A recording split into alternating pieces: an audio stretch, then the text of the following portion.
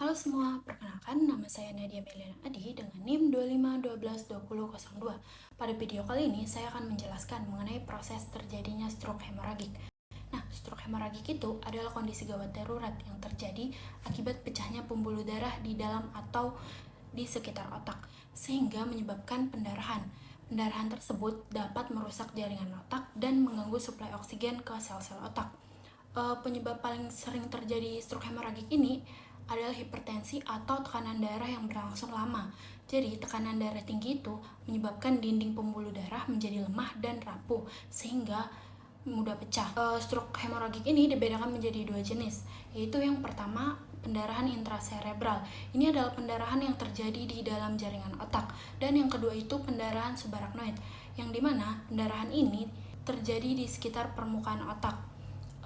Jadi, jika tekanan darah itu meningkat secara tiba-tiba, pembuluh darah yang telah rapuh dapat pecah sehingga darahnya keluar menuju jaringan otak. Darah yang keluar tadi akan berkumpul membentuk yang namanya hematoma atau kumpulan darah di dalam otak. Nah, penumpukan darah ini menekan jaringan otak di sekitarnya dan menyebabkan tekanan di dalam kepala.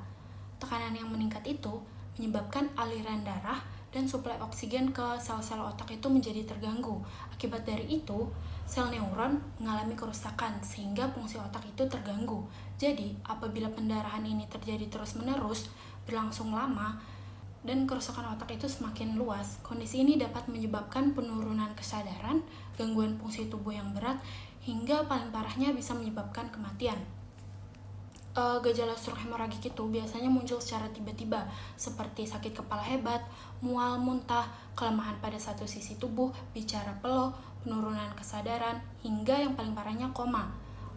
Jadi stroke hemoragik ini merupakan kondisi yang serius dan dapat berkembang dengan cepat dan berisiko menyebabkan kecacatan bahkan kematian apabila tidak cepat segera ditangani. Oleh karena itu, pencegahan sangat penting untuk dilakukan, seperti pola hidup sehat, mengontrol tekanan darah, mengonsumsi makanan bergizi seimbang, rutin berolahraga, tidak merokok, serta yang paling penting juga melakukan pemeriksaan kesehatan secara rutin. Mari kita mulai pola hidup sehat dan bahagia agar terhindar dari penyakit. Sekian penjelasan dari saya. Terima kasih.